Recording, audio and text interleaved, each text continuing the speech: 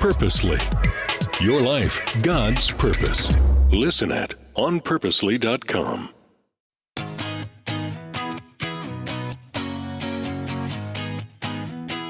What do you do when you find that as much as you want to build a really beautiful extended family, for your kids, there might be some gaps? I have a phenomenal person on today who's going to talk us through just that. And she even has some content that I'm so thrilled about, which actually helps you talk to your kids about what it means to intentionally build family. I'm Julie Lyles Carr. This is the AllMomDoes Podcast. And we're in a series right now that we're calling The In-Laws and the Outlaws. And it's all about how we build family around us. Can't think of a better person to talk us through this. Shay Youngblood, thanks so much for being with me today. Oh, thank you, Julie. I'm excited to be here. It's so great to have you. Shay, one of the things that I love to do at the top of every episode is give my guest an opportunity to tell the listener who they are, what they love to do in the world, where they live, cats, dogs, hamsters, whatever you got. So fill us in. Tell us a little bit about Shay. I am a writer of all kinds of things. I really enjoy creating. I've challenged myself to write novels, plays, radio dramas, and my latest effort, children's books. I kind of fell into it, and I'm excited about it. I live in Atlanta. No pets, but I have a lot of beautiful plants. Over COVID, I kept some things alive. So I thought, maybe I can do this. And you mentioned this idea of chosen family. And when I was about 3 years old, my birth mother died, and I was raised by a wonderful community of mostly older women who were in their 50s and 60s when I was born. And as an only child, I grew up sort of with this generation, children were to be seen and not heard. But in a Christian home, we went to church probably 2 or 3 times a week. And I was really just surrounded by a lot of love, by women who were blood related and women who were not. The pastor's wife was one of my big mamas. The lady who ran the candy store, one of my big mamas. And what a big mama is someone who looks after you. They make sure you have the correct Bible scripture. They make sure if it's raining, you have an umbrella. They make sure that if you're crying, that they have a handkerchief to wipe your tears. And it was a really wonderful upbringing for me. I was very prayerful as a child. I really wanted my young, beautiful mother to come back to life. And I believe that it could happen.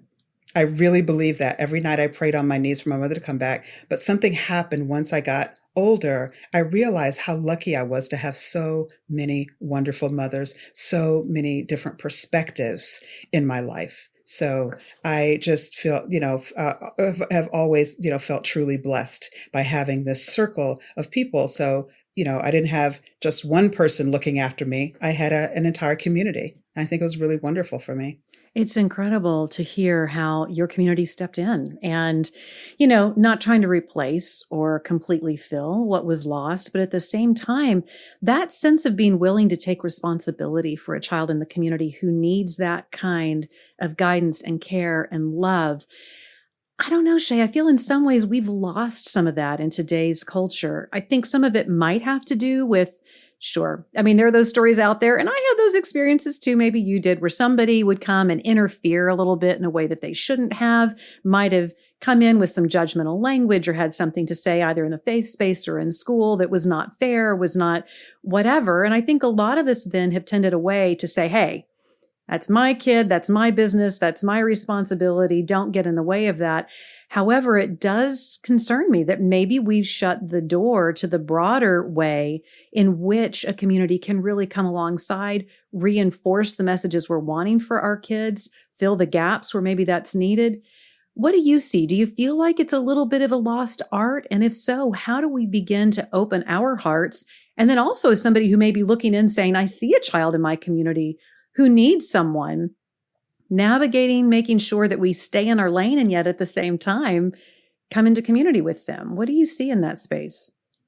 Well, I think that at home, when parents are talking to their children, and I think there are all kinds of opportunities with books, with movies, to sit down and have conversations with your children about what your values are, what our values are as a family, so that when those values are instilled in your child, especially at a young age, no matter who they talk to, no matter where they go, those are going to be solid and with them. And so I think parents are often afraid that their children will be swayed, will be unduly influenced by other people. But I think if building a strong relationship and a strong open communication, then your child can ask you anything. And if someone comes to them and says something that's different than their values and their family values, then they will have the strength to question whether, to question, and also to be strong enough to be solid in the values that you've instilled into them. And I think that it is valuable to have a child have all kinds of perspectives, because once they go into the world and they're an adult, they're not going to be you're not going to be by their side. You're not going to be talking into their ear. And so for them to have all these different perspectives from a young age, and for them to go into the world, I think they're going to be okay. Then you can kind of relax a little bit. But building a community of people helps everyone, I think. It helps the whole community Absolutely. Be stronger. Absolutely. What are things, when you look back on it in your experience, having these big mamas come in, having these women come around you and support you, what were some of the most powerful things that you remember? Because there's the practical, right? I mean, here's a child and her mom's gone. So how do we come in and help just support in the practical ways? And those may be the things that really stand out to you. But Yes. there are also those intangibles, those places where the little sayings and the idioms and the support, and that somebody was even watching, that there would be accountability for things like school and things like that.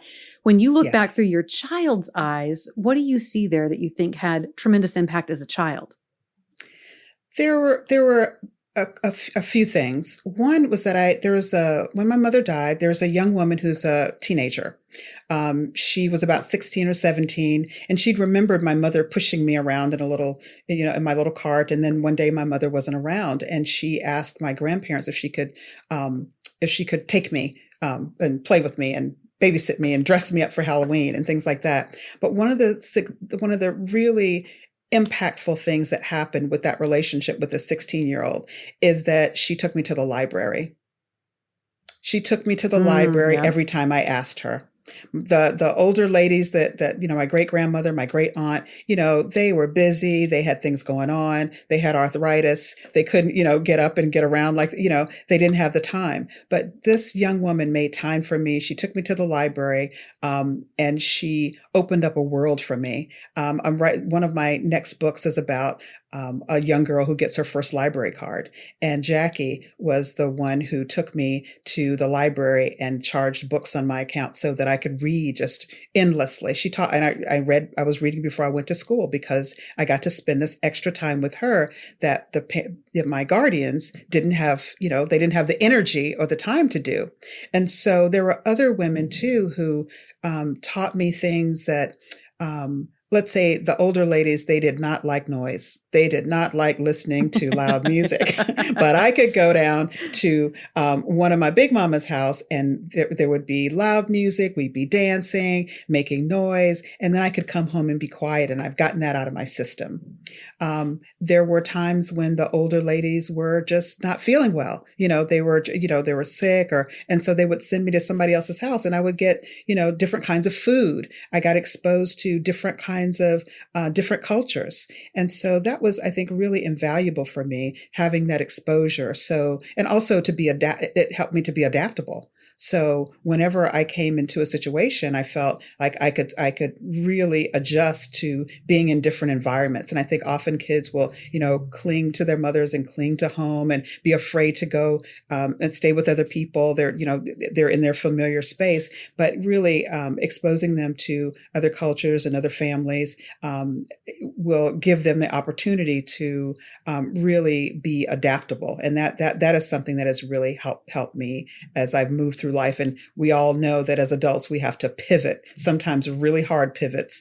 You're going along and, the plans change and you have to really quickly adapt. And I think that was another really valuable offering from the Big Mamas too, that they helped me to adjust in that way. I love that what you bring up are things that really are pretty simple. Sometimes we look at situations and we think that a complex situation needs a complex answer.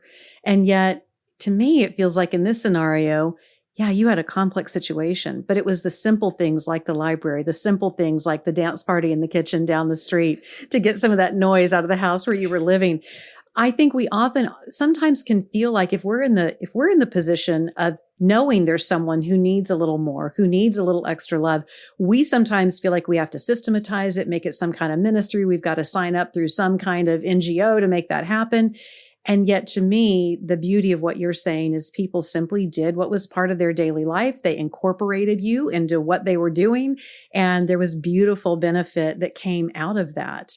How do you now, as an only child, then look at your childhood and say, okay, I had these mentors who stepped in, which was phenomenal. But there are also these other positions, in a sense, if you will, these people who run adjacent to you as your peer, and those people who are just a few years older, like Jackie, who you mentioned, who was a few years older, but included Yes. you within her daily life. Who were some of the people that came alongside to give you that more complete experience of community? Because if we're only walking with mentors, there's a lot to be said for having people who are peer to peer, who feel like the ones that we can really cling into. And of course, Yes. we know that people, we have best friends who are our age and have certain affinity groups that we all match because we certainly like certain things that are the same, that type deal. But Yes. what was it like trying to fulfill a broader sense of more of the age range that you would expect within a family where there are multiple kids or there are cousins or whatever going on? How did that work for you? Well, for example, Jackie had a daughter when I was about maybe 10 years old. Or I think I was around 10 years old. Jackie had a daughter and I became that was my big sister. I became a big sister in a way. And so she gave me another role and in a way in terms of not just, it was entrepreneurial because she paid me. And it was also a sense of responsibility. In terms of peer to peer, there were opportunities for me to, I was invited into other homes because I felt like even though I grew up in a situation where there wasn't a lot of money, but I felt that I had a lot of privilege. And so there were mothers who wanted me to spend time with their kids because I had more books, I had more time, I had more, of a lot of different things. And so they would invite me into their homes to be a part of their families because they felt like that I would give their kids the opportunity to have an exchange with someone again outside of what their everyday was. So it was challenging in a lot of ways too, because I spent a lot of time alone. And although I grew up in this household where being kind, sharing, and you're a kid, sometimes you don't want to share. But when you're a kid, sometimes you think, truth. yeah, just speaking the truth. But I think they showed me the value in sharing, in volunteering, in giving of myself. I spent a lot of time, although we were talking about the peer-to-peer, I spent a lot of time going after church to nursing homes, and that for a kid, that was really hard. It doesn't smell nice. Sometimes it's, you get kind of bored, but it didn't take really long for me. I don't remember having that feeling very long because they were teaching me compassion. They were teaching me also that was a cycle of life, that would be me as well. So I was always had a sense of awareness that of generational responsibility, if you will, right? That they fed me as well. Going to the nursing homes, going to sit with the sick, it fed me. It really did. I listened to those wonderful stories and it made me a great storyteller, actually. I think. Listening to them tell stories, listening to them talk about their childhoods, giving me a different understanding of how my place in the world. And as I grew up in my 20s, most of the big mamas passed away. And so I was in a unique position of having to what is family? Right. I had younger cousins who I was, I'm the matriarch now. That we are 7 cousins, and most of my mothers have passed away, and I'm the matriarch of these cousins. But as I was growing up, I made a conscious effort to when I made friendships, that people understood that this wasn't just a friendship. When I chose someone, that it was more than a friendship, that this was a person that I chose to be a part of my family, because I again lost a traditional sense of family. And so it was a little bit loaded sometimes in the beginning. I had to really kind of adjust myself to, putting too many expectations on my friends to be certain things, because they have more traditional families. But I think I really found a way early on to make clear that I was building a chosen family around me. And, I became very selective, certainly. But I am much older now, some decades away from being a child, but I have an amazing, I call them my love squad. When I Love that. have, recently I had a situation, a crisis, actually. And I was able to call on about 10, 12 people to come immediately to take care of this crisis, to really work with me, to be with me, to sit with me. And it was amazing. I felt like a billionaire. I felt so rich in love and rich in family, and that I had chosen well from a very young age, chosen people to be a part of my life who I could count on, and they could count on me, and and communicated that clearly. Because sometimes you just fall into a friendship and you just go along. But I really made intentional friendships and intentional chosen family. It's so beautiful. And you bring up something that I think is a deficit right now I see across with a lot of families, whether that is because we've moved away from grandparents and we're living in a different community, or maybe we've just gotten so polarized in a sense.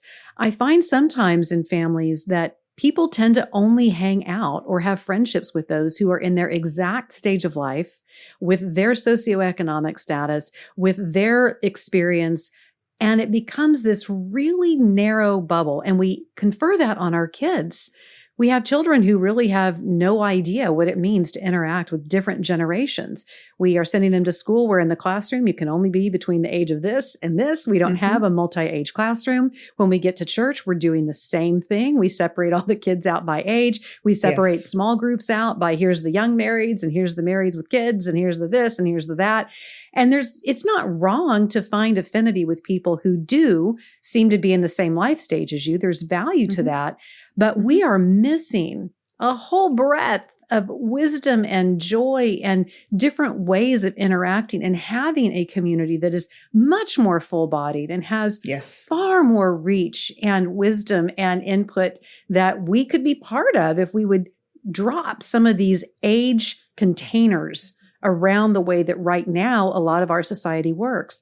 Why do you think we've gotten in this rhythm of cutting out of our own lives, cutting out of our kids' lives, those who have gone before, those who may be coming up behind? I always say that you should always be in a position where you're being mentored by someone and you are mentoring someone. There's always somebody ahead of you. There's always somebody behind. And yet that seems really hard for us to practice as a culture. How did we get here? I don't know how we got here, Julie, but I think that we really need to the word is intentional. The word is intentional. Again, I am very intentional about my friendships, and I am very open to and enjoy being around all kinds of people. A friend of mine, she had an 80th birthday. She invited a table full of young people to her party. And we're all sitting around talking. It was great. All these young people. And so somebody said, "Oh my God, my mother should meet you. You are the coolest person." And she said, I don't really want to be around a lot of old people. I love it. I love it. She said, I like being around all kinds of people. I invited you all here because you're vibrant. You make me feel alive, and you bring something to the table that I need. And so it wasn't that she didn't want to be around people her age, but she really intentionally put together a group of people who she felt fed her, and it was intentional. And I think that is something that I have been doing most of my life, looking for mentors. And now I'm a mentor to people. People come to me and I said, I'll tell you everything I know. You want to know about publishing? Come to me. I'm not too busy to spend, an hour on Zoom or a lunch to have a lunch with you to tell you, answer any questions that you might have. And sometimes I look for those kinds of opportunities because I feel like I am a teacher. That's my purpose and my passion is teaching. And I'm not necessarily doing traditional teaching right now, but that's part of what I would like my mission to be in life is to share knowledge, wisdom, information that I have with others. And also, especially for young people, like this is my opportunity in a way with with my children's books to offer up opportunities for young people, for children and their parents to have conversations that might be hard, because during COVID, especially a lot of kids were scared that their parents were going to, not come home or that something would happen. And so a family prayer was for me a book about giving comfort, like prayer as comfort, because it has comforted me so often over the years. And I wanted to offer that up to the community. I love this new book of yours, A Family Prayer. And it absolutely speaks to what you're saying right now. This place of being very intentional about who we bring into our lives and the role that they play in our lives and the role that we play in their lives. And also making sure that we express the gratitude for those people who've been welcomed in. Sometimes that place of gratitude, I think, can get tricky for people when they feel like, man, I wanted my mom to be an amazing grandmother to my kids, and yes, she and I have a fractured relationship and she's not going to be there. Or I wanted my kids to be able to run alongside their cousins, and yet that just doesn't seem to be the relationship I have with my sibling. Or I wanted my kids to have kids like around them. They wanted them to have siblings, and God gave us one or gave us two kids, but they're really far apart in age. That intentionality of not seeing the lack, but seeing the people out there who can absolutely walk alongside you as a sibling, as a child you love, as all these different things. How did you come to this place? Since you said, I was someone who was raised without a mom, without siblings. I think the beauty of your way of seeing family that I just love is it doesn't come from this assumed place of a traditional structure, and yet says family is still available, whatever your structure looks like. How did that message begin to really pound into your heart that you wanted to make sure that parents and kids had a resource to be able to talk about the build of family and what that looks like? Well, because I saw it in other families. I saw it among some of my friends who had children, that they were, as you said, they were fractured from their families. They were, they were countries apart, thousands of miles apart from, traditional family. And so when I saw some of these kids kind of on the edges, it's like I wanted to offer up, as I said, this opportunity for communication, because I felt like that was the missing piece, that parents were not really talking to their kids about certain things because they were afraid they were afraid that they would that the conversation might get too open. But you cannot be afraid to talk about all the things, right, where the children are, if they're 3, there's a certain kind of conversation, if they're 8, there's a different kind of conversation, but to really be intentional about talking to your children regularly so that they understand who you are, who they can be, and using all the resources that you have to do that. And I think because I love books and learning and words and stories, I think that that is a wonderful way to introduce children to all kinds of concepts. And so that has been my mission as writing children's books now, because I feel like that's, starting early, opening the door to conversation about everything, being willing to talk about everything, because if you don't, there's somebody else who will. And then if your child's not ready, then, if you haven't prepared them to have all these conversations, it could, not go well. And you want them to be able to stand up for their values, stand up for who they are, right, and the values that you want them to have. Absolutely.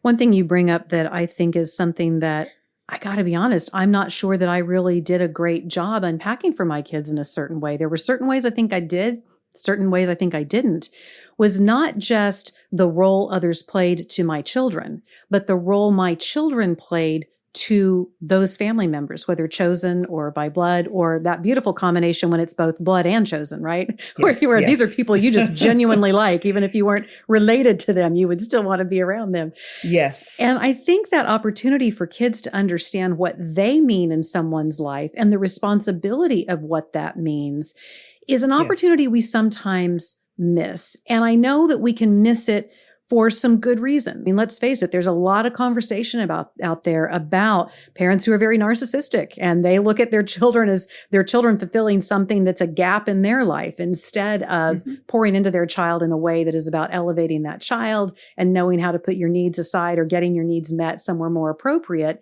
At the same time, I think we rob kids of understanding that relationships are symbiotic. And it shouldn't surprise us then when sometimes kids come out the other side of our family life and they just see themselves as a receiver and they struggle to know what it means to give. How do we talk to kids about their role as a grandchild, as a niece or a nephew, as our child in a way that does not veer into some kind of narcissism, but still they are our child, and that's a unique relationship, as a sibling, as a cousin, all these things. What are ways that we can help children understand you have these relationships that bring life and beauty to you, but you also have the opportunity to bring that to someone else in the role that you're in for them as part of their chosen family?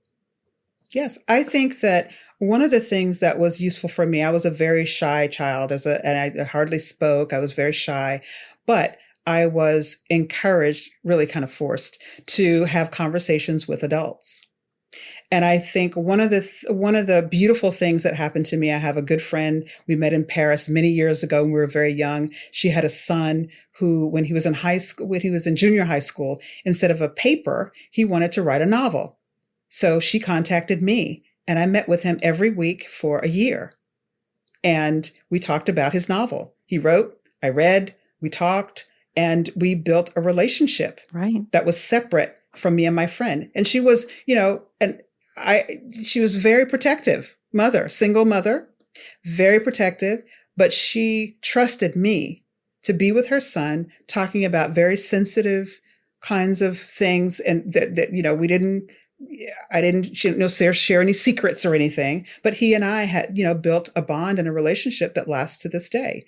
And I think not necessarily forcing a relationship, but encouraging, because we have so much technology now. If you have a family member in California and you're in New York, to set up maybe once a month Zooms with a friend or a family member that you believe would be a good source for this child. Let's say you're not here, you're not around. You want a child to have relationships that will sustain them, whether you're here or not. We hope that we're always here for our children and for our family members. But what if we're not? Right. You want to build people into your life who will help your child move through their life from the time that they're very small until into their adulthood and when they have kids. I think you bring up a really powerful point. It makes me reflect on a friend that we lost tragically a few years ago. What was phenomenal, and you talk about really understanding more of the legacy of her life once this happened. She had a son who was already out of the house and married and had 2 children, but she had a daughter who was in her last year, I believe, of high school at the time.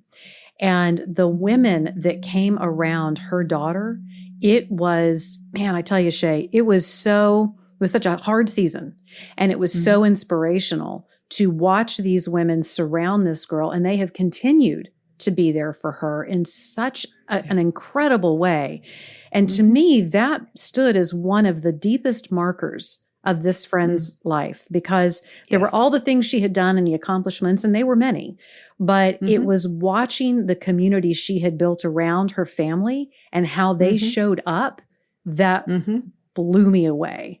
And, sometimes I think we can think, if we are part of a large extended family, if we have a large family ourselves, I know in my case with the number of children I have, I'm sure there are those people who probably thought, oh, well, they've got the parenting thing locked down. Like, they know how to do it. And I probably need to be looking for a kid who is in a different situation or may have a deficit of extended family in their life. And that's completely valid. But I will tell you, the people who've sown into my children's life alongside me, not in opposition or anything, but those who come alongside and have been a listening ear, those relationships have remained. The other thing I've seen too that I love is if you have kids who have a big age gap. My oldest daughter and her husband have coding class with my twins who are 16 and a half years younger, and they have it every week. And to what you're saying, Shay, it's so beautiful because they've forged their own relationship apart from just having lived in this house together. And that has incredible value too, to begin to see people who, we all got tossed in because of genetics and whatever, but to see the intention of actually choosing those relationships that are your blood relationships, but you're still choosing it. That's an incredible thing to watch happen as well. Well, Shay, I have loved this conversation. Tell the listener where they can find this particular children's book that you have that I just love. It's so beautiful. Where to find your other work and where to connect with you. I'm at ShayYoungblood.com. I do a lot of different kinds of things. All my books are there. My performance pieces, my works are there. ShayYoungblood.com. A Family Prayer is my latest book. Mothers are a blessing. Keep them safe and well. Keep them safe from harm. And the whole family gets a beautiful prayer. And my first children's book, Mama's Home, is available. It's available everywhere online, indie bookstores, everywhere. And that little girl, whose mother has to go to work, and she gets to be with all her different big mamas 6 days of the week until mama comes home, and she gets to go home to her own little bed. And she gets, she wants to be all the things she can be. So my works are out there in the world. Julie, this has been wonderful. Thank you for the conversation. I appreciate being here and having this conversation with you. Thank you. Oh, Shay, so great to connect with you. So be sure and check out Shay Youngblood and all the great resources she has for you. I love to connect with you too on all the interwebs. I'm usually over at Instagram the most. You can find me at Julie Lyles Carr, and you can also find me at JulieLylesCarr.com. Big thanks to Rebecca. She puts out the show notes each and every week. She'll have links for you and all the things to be able to find all of the different things we talked about in this conversation today. And be sure and check out AllMomDoes.com on both the interwebs and the socials. We love to interact with you there. And there you'll find a community of moms just like you who are raising kids and chasing the work and keeping the romance alive and also walking in their faith journey. I'll see you next time on the AllMomDoes Podcast.